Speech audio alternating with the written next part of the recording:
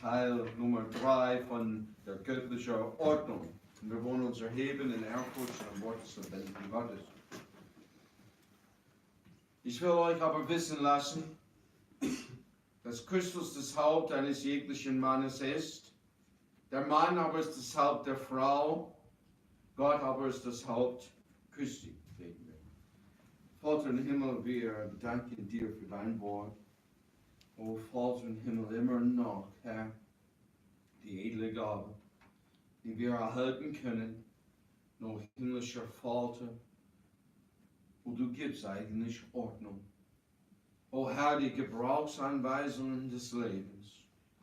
O Herr, das Problem ist immer noch heute, dass es gebrochen wird. O Vater, ich bitte dich, du willst uns jetzt, o Herr, zeigen, o Vater im Himmel, wie herrlich deine Ordnung ist. Und o Vater, es schützt alle Seiten. Und o Herr, am Ende glückselig macht. Und so wirke, o Herr, rede deine Worte durch mich. Ich will es selbst verleugnen, o Herr. Herr, lass den Geist Gottes sprechen. Wirke in jedem Herz für deine Ehre. In Jesu Namen. Amen. Amen. Dann kann man sitzen. Und wie wir am Anfang gesehen, seid meine Nachfolger gleich wie auch ich Christi. Und als wir geübt haben heute, habe ich Hiob gelesen und kam direkt dort an Elihu. Und sei keine Elihu. Ja, Elihu hat gesagt, Hiob hat gesagt. Ja, und das hat er nie einmal gesagt. Hat immer Sachen gesagt, was Hiob sagte, aber die Sachen hat Hiob nicht gesagt. Ja? Und weißt du, da ist denn diese Fleischlichkeit und Menschen, und du willst nur das, wir dir nachfolgen. Nee, folge mir nach, wie ich Christus nachfolge. Ja? Ich springe auf der Brücke, springe nicht mit. Ja? Das wäre mal sehr doof. Wie mein Vater sagte, alle machen das. Und er sagte, wenn die alle auf der Brücke springen, würdest du mitmachen? Eigentlich nicht. Und er lobte sie in Vers Nummer 2. Sie haben die Überlieferungen gehalten. Und er sagte, er will sie was wissen lassen. Und es ist gut zu wissen. Unwissenheit ist nicht gut. Und weißt du, ich habe mal das, wie mehrmals gesagt habe, bei uns zu Hause, wir haben so eine Ordnung. Diese Nuss-Nougat, das ist ein eigenes Messer. Und ich darf die Butter nicht berühren. Nun, endlich aber seid allesamt was, gleichgesinnt. Was ist der nächste? Mitleidig. Ja, jemand kommt und die machen mal das, ich werde mal die nicht gleich hier anschreien. Aber vielleicht ist wirklich gleich Ermahnung von allen Seiten. Mach das nicht! Und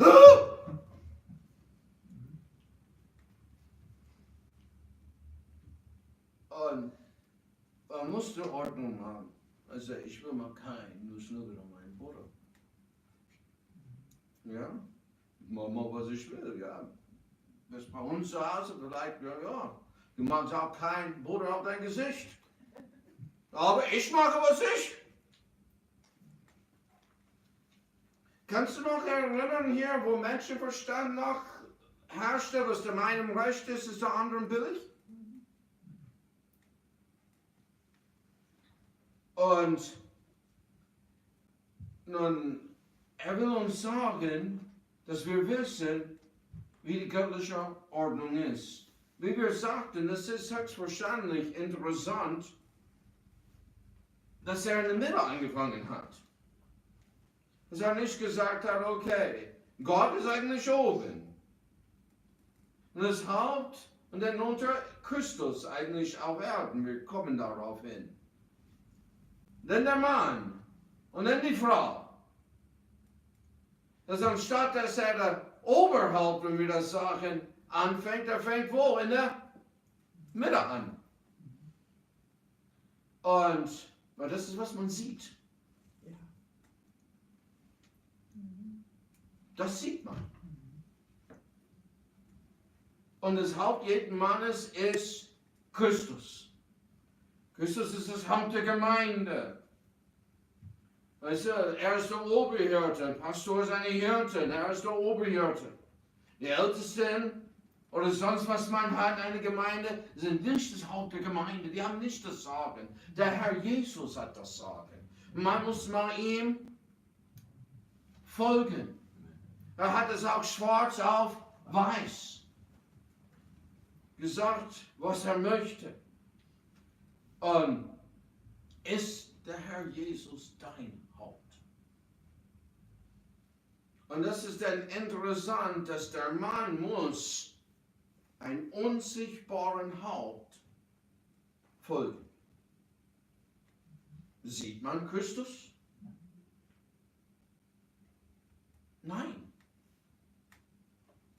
Man sieht ihn nicht. Und man sagte, ich habe ihn gesehen, kannst du mal rauskriegen, was hast du gegessen? Was hast du mal genommen? Ja? Und er ist das Haupt. Ist er dein Haupt? Und deswegen ist es wirklich ganz interessant. Ja? Höchstwahrscheinlich wissen die ganzen Frauen das. Ob sie das als erste Eigenschaft, die der Mann gesucht hat, das wird mal interessant sein. Was soll der Mann sein? Was soll die junge Männer sein? Besonnen. Ja? Nur eine Sache. Und ehrlich gesagt, wenn junge Männer sich was an Besonnenheit achten, die haben 24/7 was zu tun. Und Danny Farley sagte, weißt du, der hat es nicht so verstanden. Und seine Frau hat ihm das, unser Pastor, hat ihm das dann auch erzählt. Weißt du, die Frauen, die jungen Frauen, die ziehen sich an und alles, wo sie was wenig Zeit verbringen sollten, bringen sie viel Zeit. Sich anschminken und schön machen und weiß nicht, was das ist. Und er sagte mal, aber die jungen Männer, die sind draußen. Und der eine läuft und der nächste macht sein Knie in sein Knie hoch. Und der nächste macht mal Bums. Und einer bobelt und die gucken nicht auf die Damen. Und dann sagt, wieso machen die das? Weil die sind so doof, die Jungs. Und Schwester Marsha sagte, nee, das ist ein Wettbewerb unter sich. Nicht. Aber ehrlich gesagt, bis zu 17, 18, 16, du gehst mal rum und popelst auf jemanden, ist das besonnen?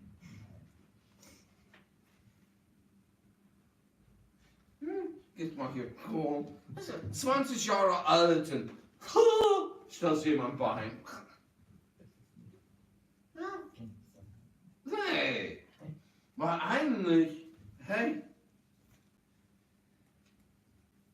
was sind Pastoren und Ältesten in der Gemeinde? Die haben vieles Leute beizubringen. Wenn die älter sind, die müssen die Jüngeren was beibringen. Die müssen mal die älteren Frauen sagen, was die jüngeren Frauen sagen sollen. Aber das will die mal nicht wissen. Deswegen brauchen die Besonnenheit. Weil das ist denn ihre Aufgabe. Ich überlasse es dir. Das ist nicht die Aufgabe. Das ist Dummheit. Und das Haupt ist der Frau, ist der Mann. Immer noch in 2019. Jesus Christus gestern, heute und in aller Ewigkeit. Er hat sich nicht geändert. Egal was alle sagen und was die man macht. Paulus sagt in 1. Timotheus 2,2, es ist nicht gestartet, das war's. 2,12, dass eine Frau, ein Mann belehrt. Ich habe mal einmal wirklich eine Predigt von 1550 oder so ungefähr gelesen. Ich dachte mir, Menschenskinder, was für eine Waschlappe bin ich. John Knox predigte vor Maria, die Königin von Schottland, gegen die Weiberherrschaft. Und sie hat allerlei Leute wie John Knox umgebracht. So, Menschenskinder. Weißt du, was sie sagte? Ich fürchte mehr die Gebete von John Knox als alle Armeen Europas. Und dann unsere Waschlappengesellschaft heutzutage, die sagen, dass er frauenfeindlich war.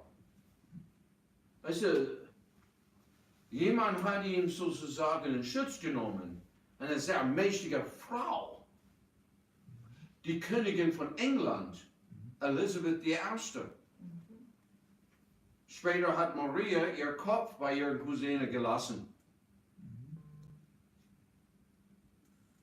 Hat ihn in Schutz genommen. Aber das gefiel sie auch nicht. Und das ist manchmal wie die Wahrheit ist, es gefällt nicht.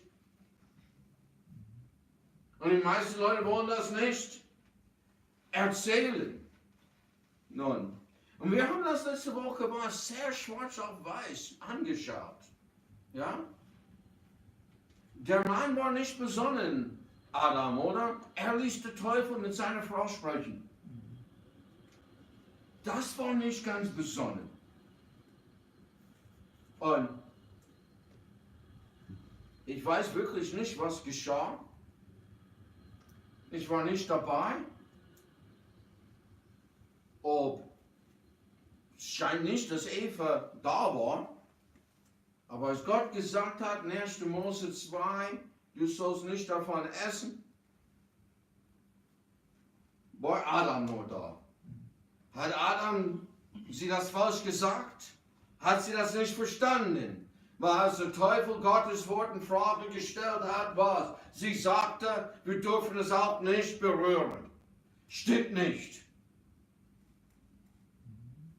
Stimmt nicht. Sie hat es nicht verstanden. Deswegen braucht sie ein was? Ein Haupt. Und das Wort Gottes ist in Frage gestellt. Hinterfragen ist nicht prüfen. Und Eva ist von der Einfalt in Christus abgewandt worden. 2. Korinther Kapitel 11, Vers 3. Es war einfach, oder? Esse nicht davon. Und? Sie redet was anderes. Wie ist es heute mit Frauen, die hinterfragen, untertänig sind, sondern emanzipiert? Sie hinterfragen alles, aber hier ist das Interessante.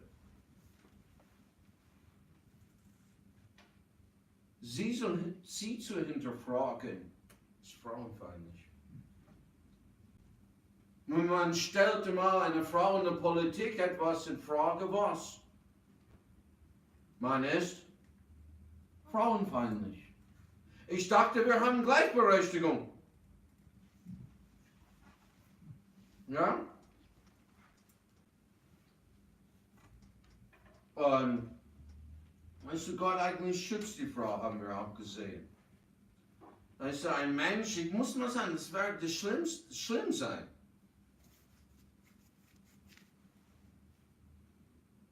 Ein wankelmütiger Mann zu haben. Einmal so, einmal so, einmal so, einmal so. Ich weiß wirklich nicht. Weil er ist unbeständig in wie viele seine Wege? Allen, sagte der Apostel Jakobus, alle seine Wege. Ich muss mal eins sagen, man muss wirklich die ersten 7, ähnlich aber, ja, das sind schon 7 Versen zuvor in 1. Petrus 3. Man muss die wirklich bei einem wankelmütigen Mann auswendig lernen und bitten, den Geist Gottes das in dir zu bringen.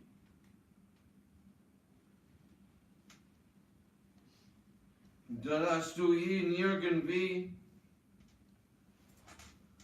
hilfst. Und 4. Mose 30, Gott schützt den Wankelmütigen. Ich habe es auch die Woche gelesen. Die Frau sagt, ich werde mal das machen. Der Mann sagt, nee, das nicht. Ist ein Eid vorbei. Nun, wir leben in einer Zeit, wo ein Wort bedeutet nichts. Aber wir sollen nicht sehr schnell was vor Gott zu sagen, oder? Das, was du versprichst, sollst du auch halten. Hey, wer bleibt vor Gott? Wer sich zum Schaden schwört und hält es. Der bleibt vor Gott. Nun, wir sind auch, weißt du, in der Dummheit. Und man nimmt ein Eid und heiratet und dann bricht es. Naja, wenn wir das so machen, dann leben wir einfach zusammen. Muss das ausprobieren, ob es geht. Statistisch gesehen, wenn die heiraten, die lassen sich eher scheiden. Die das alles ausprobiert haben. So, ich denke, wir sollen bei Gott bleiben. Die Frau macht ein Eid, der Vater oder der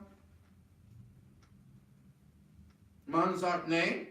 Aber wenn er hört es und sagt nichts, dann bleibt es. Und er kann nicht anders machen. Ja? Und ich weiß, wie unsere Gesetze sind. Ich weiß ganz genau, wie sie sind. So drauf halten. Aber ich sage dir, wo Glückseligkeit ist. Wenn du hältst und tust nach Gottes Gesetz. Ich habe bis jetzt keine glückliche Rebellen gesehen. Nicht einmal. Nun, denn jetzt gehen wir zu dem dritten Teil. Gott ist aber das Haupt Christi. Es ist ziemlich interessant, dass schon in der Gottheit gibt es eine Ordnung. Gott der Vater, Gott den Sohn und Gott den Heiligen Geist. Ja? Denn diese drei, sind Zeugen im Himmel, der Vater, das Wort und der Heilige Geist. Und diese drei sind eins. Obwohl der Vater ist nicht der Sohn und der Sohn ist nicht der Geist.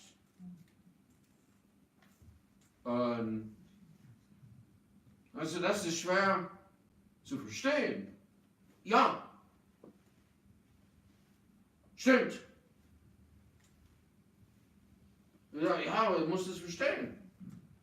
Ehrlich gesagt, müssen kleine Kinder das sagen, hey, das wird dir wehtun. Fasse den Haupt nicht an. Geh nicht hier nach. Mussten die das verstehen? Nein. Mussten das nur glauben. Und irgendwann werden die das verstehen. Mussten glauben, das, was Gott sagt. Aber wer sind wir? Ja? Wir sind die Kinder. Er ist der Vater.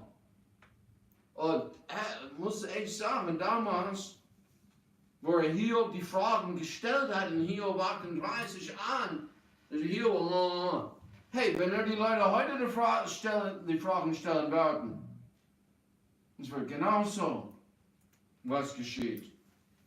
Also ich kann mich immer noch entsinnen, wir haben John heute vermisst, aber John guckt die Maschine bei Postmodern an und er fängt mir an zu erzählen, ja, es nimmt mal ein Bild und es geht dorthin und hierhin und dahin und dort. Und ich war, Ich führe die Maschine. Und ich weiß, was geschieht. Bei sehr vielen Sachen, wenn etwas fehlerhaft ist. Aber wie das die Bilder hin und her schickt, das verstehe ich gar nicht und muss nicht. Das muss ich nicht verstehen. Und in der Gottheit gibt es eine Ordnung. Gehen wir in Kapitel 3, Vers 23 von 1. Korinther. Paulus erwähnte das schon.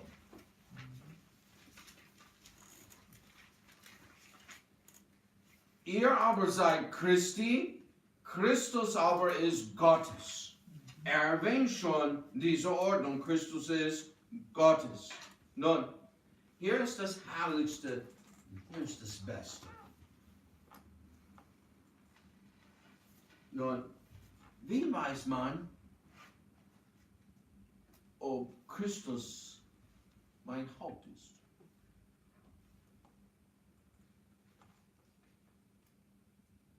Das ist nicht schwer.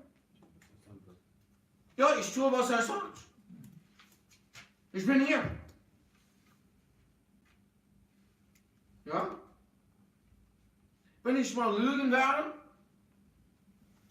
dann was? Wie weiß man, ob Friedens Haupt ich bin?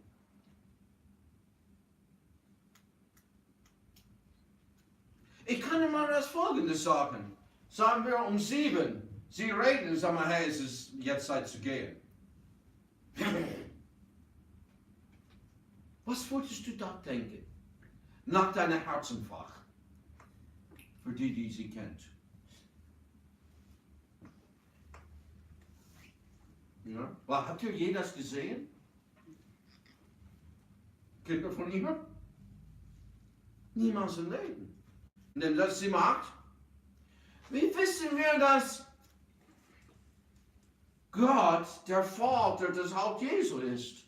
Es ist bewiesen in der Tat, ganz genau wie der andere Richtung. Worte zählen nicht. Johannes Kapitel 5, Vers Nummer 30.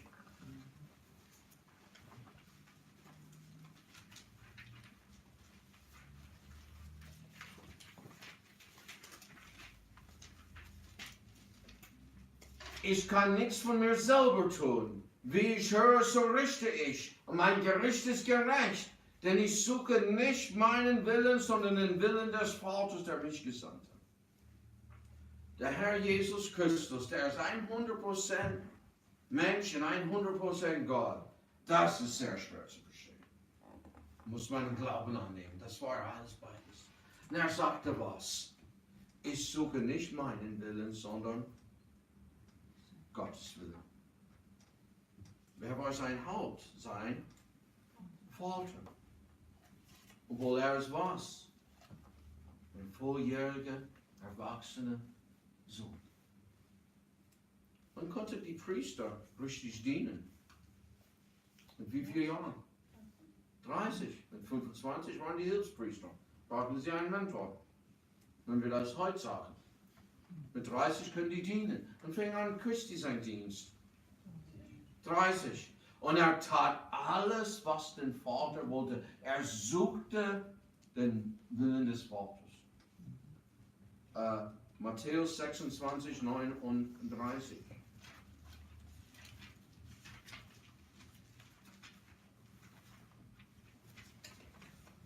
Jetzt kommt etwas auf ihn zu, was uns wirklich schwer zu begreifen ist. Er muss die Sünde der Welt auf sich nehmen, schmecken. Wir haben Sünde leider geschmeckt. Und freiwillig. Er hat Sünde noch nie getan. Eigentlich sogar nachher nie begangen. Er hat Sünde nie begangen. Jetzt muss er stellvertretend die Sünde der Welt auf sich nehmen.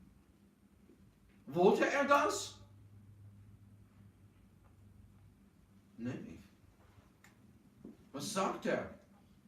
Und er ging ein wenig weiter, fiel nieder auf sein Angesicht und betete und sprach: Mein Vater, ist möglich, so gehe dieser Kelch an mir vorüber, doch nicht wie ich will, sondern wie du willst. Es gibt irgendeinen anderen Weg, die Menschheit zu erretten, außer dass ich ihre Sünde auf mich als Lamm Gottes nehmen muss. Denn bitte,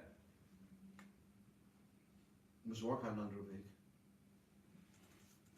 Gibt es keinen anderen Weg. Bis heute nicht. Das Lamm Gottes musste sterben. Jesu Christi hat die Sünde auf sich genommen. Da war keine Sünde in ihm, so was. Nach 3 Tagen stand er wieder auf, um uns zu rechtfertigen. Und weil er gesagt hat, nicht meinen Willen, sondern dein Wille geschehe, lebe ich heute. Und wenn du errettet bist, lebst du auch heute. Amen. Und du kannst mal leben. Weil er sagte, nicht was meinen Willen, sondern deinen. Er wollte die Sünde der Welt nicht schmecken. Das ist abscheulich. Es ist furchtbar. Es gibt nichts Schlimmeres als Sünde. Und Menschen, die können das begehen, ist, jo. Und es ist furchtbar. Hebräer Kapitel 5, Vers Nummer 9. Hebräer Kapitel 5 und Vers Nummer 9.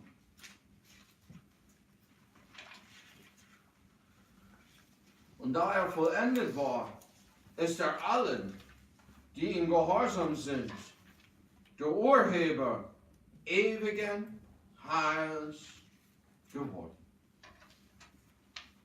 Und lesen wir Vers 8 dazu. Und wiewohl er Sohn war, hat er doch Verzeihung an dem, was er litt, Gehorsam gelernt. Nun, ich muss sagen, Gehorsam ist leicht, wenn erstens das gefällt dir, was gesagt worden ist. Du musst nicht aufstehen. Du kannst nach Hause gehen und vollen Lohn bekommen. Ja? Wunderbar. Ja? Du musst eine Stunde länger bleiben. Was soll das?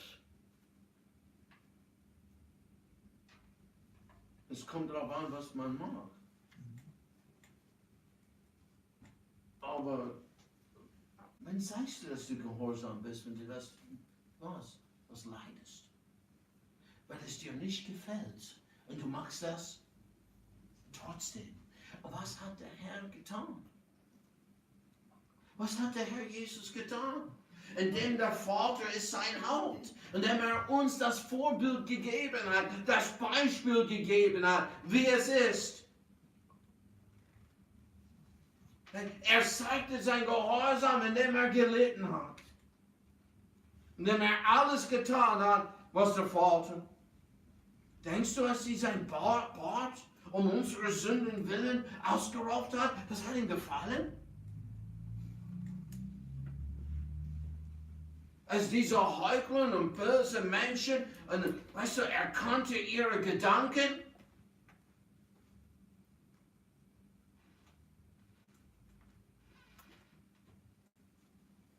Geschmäht und verflucht hat, dass das ihm gefiel.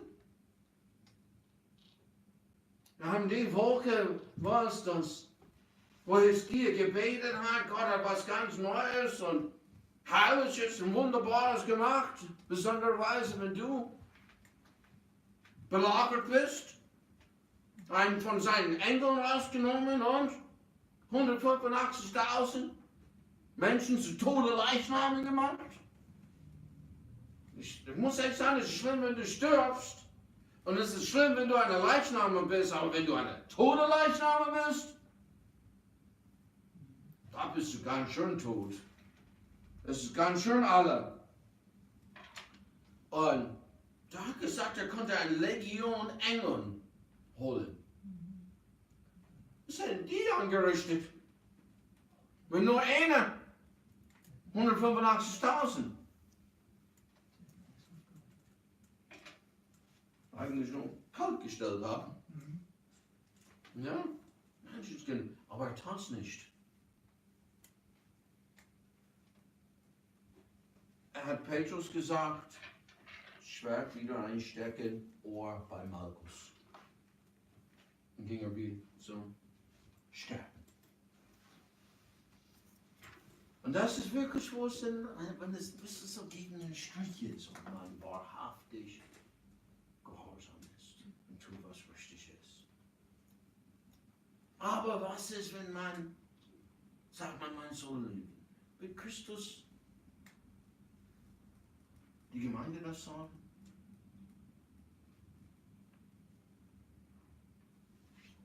Und zweitens hat er das hier gesagt. Hm? Was ist, wenn mein Mann sagt, ich soll rausgehen und ein Meteorit fällt auf mich? Und er weiß, dass es kommt. Das ist Wahnsinn. Ja, es ist Wahnsinn. Die meisten Fragen sind Wahnsinn. Es geht darüber, ob, hey, ich bin um 17 Uhr nach Hause, ich will was essen. Darüber geht es. Oder hey, es ist Zeit zu gehen. Johannes 8, Vers 29.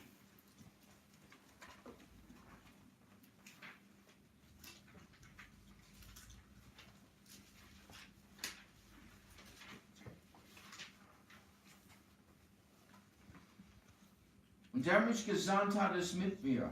Der Vater hat mich nicht allein gelassen, denn ich tue alle Zeit, was ihm gefällt. Nun gehen wir in, lass die Hand wieder da, schauen wir in Epheser Kapitel 6, oder ist es Kapitel 5? Ja, Kapitel 5, Vers 1. So seid nun Gottes Nachfolger als geliebte Kinder. Nun, was sagt der Sohn Gottes in Johannes 8, 29? Ich tue alle Zeit, was ihm gefällt. Er war ein liebes Kind. Er tat immer, was der Vater sagte. Nun, Gabriel predigt darüber, der Herr war mit ihnen. Der Herr ist mit uns. Weißt du, und das ist, was wir brauchen. Haben so oft, ich lasse in der Alten Testament, der Herr war mit denen. Das brauchst du. Hast du aus Johannes 8, 29, wie es geht, dass du kannst mal sicher sein, dass der Herr mit dir ist? Was steht mal da? Was steht schwarz auf weiß? Hey, und geh mal nicht weg von der einfältigen Christus. Es ist so leicht. Warum war der Vater mit ihm? Er hat ihn nie allein gelassen. Er tat, was er sagte. Wie? Alle Zeit. Alle Zeit. Sein Liebeskind. Und der Herr Jesus hat was? Alle Zeit getan, was der Vater sagte. Nun gehen wir in 1. Korinther Kapitel 15.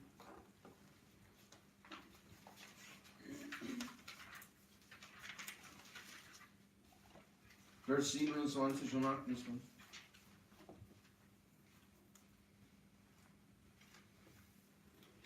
Denn er hat alles unter seine Füße getan. Wenn er aber sagt, dass alles untertan sei, ist offenbar, dass der ausgenommen ist, der ihm alles unterworfen hat. Wenn aber alles ihm untertan sein wird, dann wird auch der Sohn selbst dem untertan sein, der ihm alles unterworfen hat, auf das Gott sei alles in allem. Irgendwann kommt der Herr Jesus wieder. Ich weiß nicht wann.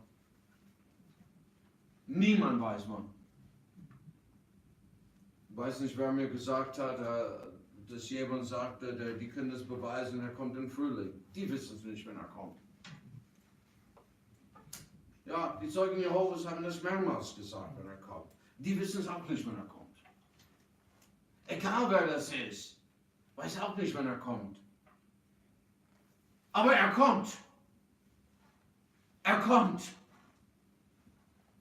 Ja, mal schön, wenn jemand, wofür wir beten, dass die Buße tun, glauben an den Herrn Jesus Christus, und das ist der Letzte. Und die Trompete erschallt, und wir sind für immer bei dem Herrn. Und dann gibt es Hölle auf Erden. Nach 7 Jahren kommt er persönlich mit uns zurück, die Erretteten. Was macht er, wenn alles ihm untertan ist? Am Ende der Zeiten. Er gibt es alle dem Vater. Er gibt es allen im Wort. Freiwillig. Warum? Das Haupt Christi aber ist, das ist die göttliche Ordnung. Das ist, wie es sein soll. Weil er ist das Vorbild dabei, das ist, was wir. Das Haupt jeder Frau ist. Naja, ich weiß, da war eine Gemeinde in Florida und jemand sagte das vor Jahren und da war so ein bisschen zwischen so ein paar Leute und die Bibellehrer hat eine Frau beleidigt und der Mann sagt, er war dabei. Aber der war nicht sehr besonnen. Er ließ die Frauen auch Fragen stellen. Wenn dann Probleme gibt, weil wenn wir in Kapitel 14 kommen,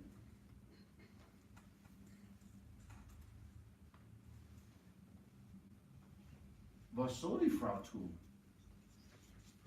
Nicht wem? Der Mann fragen. Aber der hat keine Ahnung. Weißt du, ein bisschen beten. Hilft nicht. Tu Buße denn. Wirklich, tu Buße. Weil irgendwas ist da, dass die Gebete nicht erhört wird. Und das mag ich nicht. Schreib auf. Mir wurscht. Willst jemand kritisieren und kann keine Kritik annehmen? Ja? Und am Ende übergibt er alles. Und schauen wir in Philipper, das ist Kapitel 2. Hier ist was ganz interessant.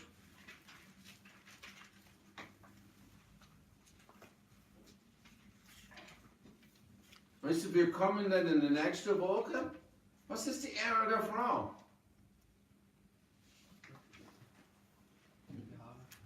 Langes Haar. Wie lang ist lang? Wie viel Ehre ist Ehre? Ja? Das ist die Frage.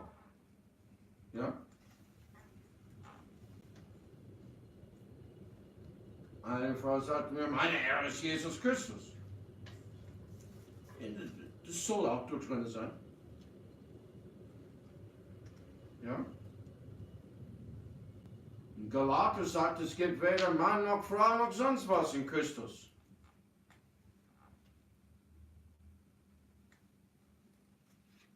Weder Heiden noch Grieche. Und so können alle predigen. Alle können Chef sein. Wir lassen die meisten die Bibel raus, oder? Wir haben letzte Woche, wie ich sagte, ausführlich in 1. Timotheus das angeschaut. Frauen werden genauso errettet wie Männer. Genauso behandelt. Die müssen Buße tun und den Herrn Jesus Christus glauben. Ich kann das nicht für meine Frau tun, sie muss es alleine tun. Ich kann das nicht für meine Kinder tun, die muss das alleine tun. Und es ist egal, ob es eine Grieche ist, eine Urwaldeinwohner oder sonst ein Mensch, die nicht Buße tun, die werden nicht errettet werden. Nun schauen wir in Philipper Kapitel 2. Nun, endlich aber seid allesamt was? Gleichgesinnt, mitleidig, voll brüderliche Liebe, barmherzig, freundlich. Denn, Vers 5, denn ihr alle sollt so gesinnt sein, wie Jesus Christus auch war. Okay, wie war Jesus Christus gesinnt? Weil, endlich aber seid allesamt gleichgesinnt. Sei gesinnt wie Christus. Ja? Gleichgesinnt heißt nicht, das war's. Wir sind alle Bayern München Fans. Ja? Weißt du, einer kam runter in unser Haus mit Hoffenheim dran. Ich sagte, hey, du, wer bist denn du? Ich spielte da, ich bin auch Bayern-Fan, okay. Aber das wäre wirklich, alle Mannschaften werden arm sein, wenn nur die Bayern-Fans gibt, oder? Ja, nur einmal im Saison haben die Fans, ne? Das wäre doof. So, ihr sollt so gesinnt sein, wie Jesus Christus auch war. Wie war er? Welcher, da er in göttlicher Gestalt war. So, was war er? Göttliche Gestalt. Nun, sind wir nicht alle Menschen? Wir sind alle was? Geschöpfe Gottes. Gott hat alle Menschen geschaffen. Wir sind alle in dem Sinne gleich. Lesen wir weiter. Es ist nicht für einen Raub hielt, Gott gleich zu sein. Nun, war der Herr Jesus Gott, den Vater, war er Gott gleich? Ja. Das war er. Er war Gott gleich. Und er war Gott. Also ich muss mal echt sagen, kannst du mal vorstellen, das wurde ich damals. Okay? Männer sind wie Frauen, die sind nicht vollkommen. Eltern sind wie ihre Kinder, die sind nicht vollkommen. Kannst du mal vorstellen, wo der Herr Jesus Christus seiner Mutter sagt, hey, was hast du da gemacht? Warum bist du mal hier? Wer geht weg und sein 12-jähriges Kind ist nicht dabei? Hat der Herr Jesus sie beschuldigt? Hey, ihr seid selber schuld, ihr habt nicht aufgepasst. Wusste er das? Wusste, was für eine Beschäftigung die hatten? Warum sie nicht, okay, Sohn, wo ist mein Sohn?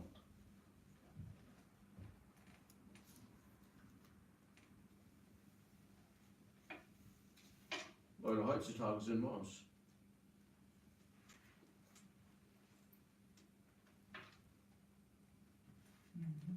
Weißt du, wirklich, das ist hier manchmal so.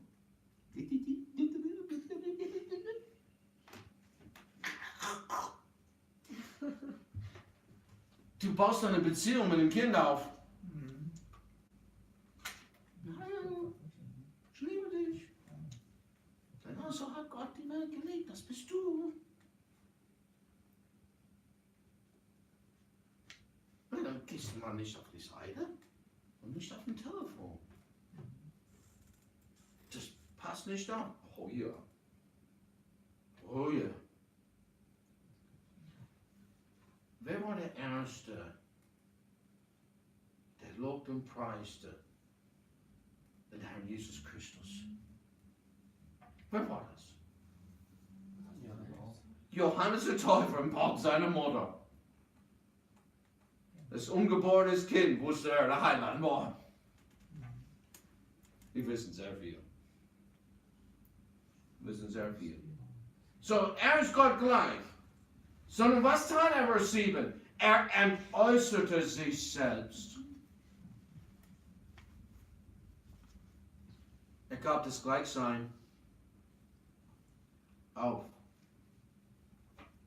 Hey, ich weiß, wie die Gesetze sind. Ich weiß es ganz genau. Ja? Das sind Sachen, die man hat gesagt, wenn deine rechte Hand dich ärgert. Deine rechte Auge, nicht die linke. Du wirst immer deine rechten Augen. Nicht deine linken. Das ist mein guter Reich. Man muss sich entäußern. Er nahm Knechtsgestalt an, unseres. Wurde den Menschen gleich und am Äußeren nachher sein Mensch erfunden. Er erniedrigte sich selbst und wurde gehorsam bis zum Tode, ja zum Tod am Kreuz. Darum hat ihn auch Gott auch erhört und hat ihm einen Namen gegeben, der über alle Namen ist. Er entäußerte sich, er ging zum Kreuze für uns, tat, was der Vater sagte, aus Liebe zu unseren Seelen und es jetzt erhört. Und eines Tages, jede Knie wird sich beugen, jede Zunge wird sich bekennen, dass er der Herr sei. Er ist der Höchste. Ich muss mal echt sagen, indem man geht seinen eigenen Willen, ich tue mein Ding. Was? Man sucht seine Glückseligkeit und findet es nie. Entäußere dich. Und schau mal, wie herrlich es ist, als Mann, Christus ist mein Haupt. Ich tue das, was er sagt. Und ehrlich gesagt, es ist egal, was jeder wirklich Hollywood-Lästerer aus der wirklich hier fühlenden Hölle kommt und sagt, weil alle Filme über Jesus, ja, der soll mal arbeiten wie in Ben-Hur, nicht oben auf dem Berg beten. Ich sage dir, du hättest noch nie einmal im Leben einen Tisch von der Tischlerei Josef, wo Jesus gearbeitet hat, war schlecht. Wo er arbeiten sollte, war er arbeiten. Und hey, was das Händchen nicht lernt, das was? Eins now. Er ist aufgestanden vor Tag und betete. Das macht er als Kind. Er sprach mit seinem Vater. Das ist, was er tat. Und er machte das täglich. So, der ist Gott, wie braucht er das? Hey, er braucht einen Vater. Wie viel brauchen einen Vater? Wir brauchen Gemeinschaft mit ihm. Und dann läuft's. Dann geht's wunderbar. Und du wirst glückselig sein, wenn du nicht dein eigenes Ding machst, sondern einfach tust. Okay? Ja? Du wirst mal deine Wäsche haben? Gut. Ich denke, das geht nicht mehr so, weil eigentlich ich betätige das nicht. Ich habe es einmal betätigt, die Waschmaschine. Und das war schlecht. Das haben wir 80 Euro, 80 Mark. Es ist egal. 80 von irgendeiner Währung ist viel. Zu viel. Wenn du was brichst. Also ich habe das Ding nach links gedreht. Und das durfte man damals nicht. Ich weiß nicht, ob man das jetzt machen kann oder nicht. Ich habe keine Ahnung, wie das geht. Als ich bei der Armee war, das war wunderbar und schön. Ich habe grüne Kleider, alles grünes Zeug. Rein. Ja, und pum, pum. Amerikanische Dinge, die waren leicht zu bedienen. Ja, und ja, muss ein bisschen so. Das konnte ich auch machen. Aber hey, da ist die Glückseligkeit. Und ehrlich gesagt, wenn du deiner Frau dann erklärst dir, wie sie zu bügeln hat, das ist ein bisschen dumm.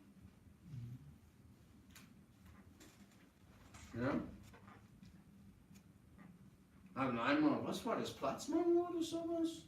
Und irgendwie ein bisschen Platzmangel und sowas. Und sagen, hey, als wir bei der Armee waren, man rollt die Unterwäsche. So, ja, wirklich, so, ja, und ich zeigte sie, wie das geht. Und so, Menschenskinder, jetzt haben wir viel mehr Platz. Habe sie einfach nicht gesagt, sie muss das mal machen. Aber es ist, wenn man ein bisschen Platzmangel hat, aber wenn man gerollte Unterwäsche hat, ja. Ich muss mal eins sagen, weißt du, was nichts ist? Und wenn man das lebt, ich glaube nicht, dass weder Mann, Frau noch Kind sind. Jemand, Brother Brian war hier und seine Kinder waren irgendwo. Und die Frau hat die Wäsche auf dem Sofa gemacht und wenn die Kinder was brauchten, holten die was raus. Ich weiß nicht, das was bei allen.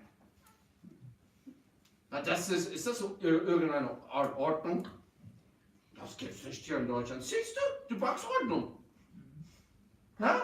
Ist das nicht, was man gerade gesagt hat? Man sagt, das gibt's hier nicht. No, sowas gibt's nicht, das ist nur bei Asis. Ja, stimmt. Stimmt. Das gibt's nicht. Also man braucht Ordnung. Ja. Nun, wir haben das noch einmal. Ich gucke mal.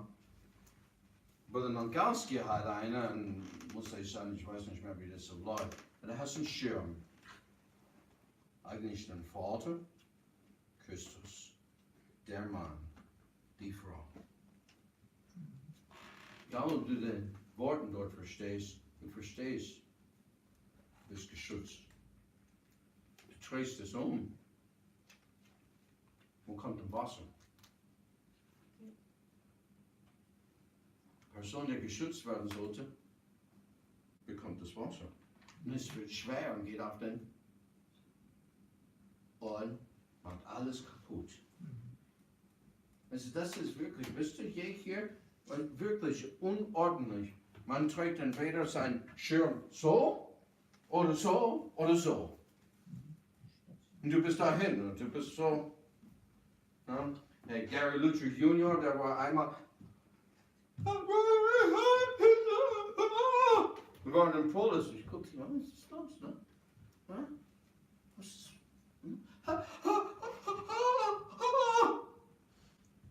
Da war ein Mann mit einer Schlange um sich. Und ich fühlte was Kaltes an den Armen. Ich weiß nicht, was das war. Es war eine Schlange. Und dann, das ist ein bisschen dumm, oder? Du wirst mal so in der Ecke sein und irgendwie, aber nicht, oh ja, hier bin ich, hier wirst du mal, ja.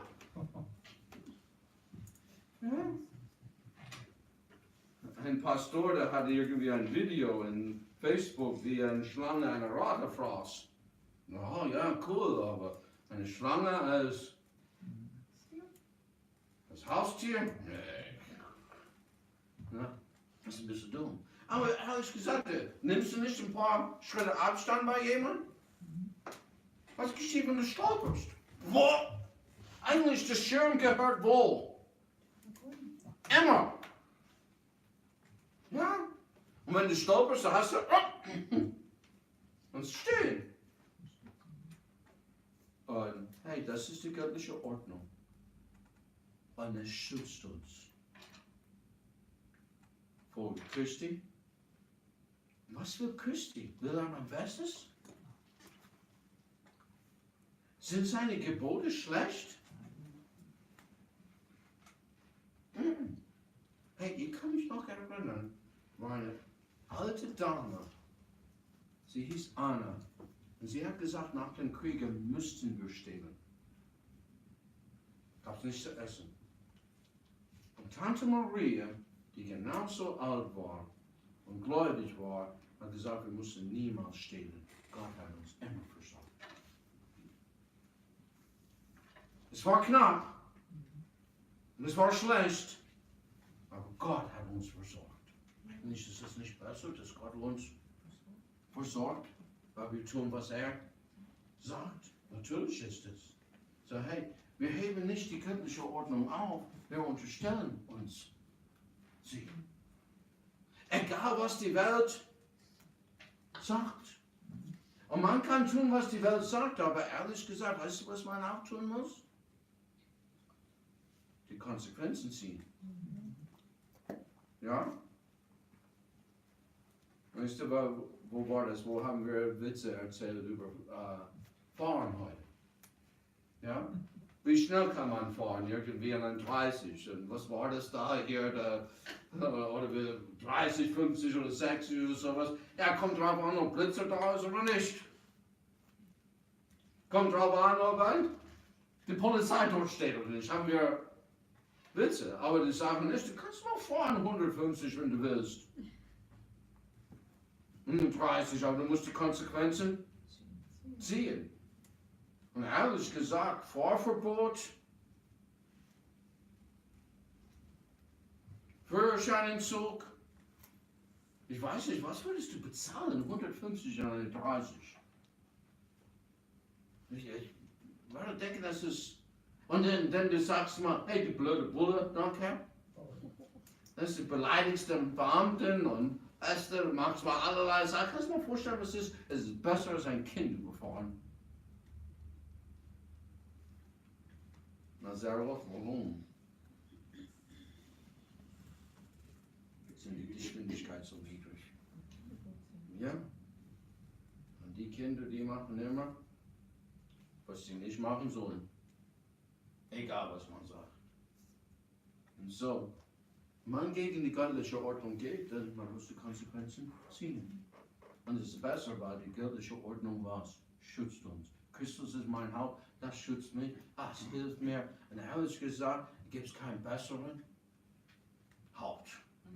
Es gibt keinen besseren Chef als der Herr Jesus Christus, dass ich tue, was ich sage. Aber er hat Osten das, hey, ich tue, was er sagte, nicht was du sagst, er sagt. Und hey, es steht schwarz auf, das ist herrlich.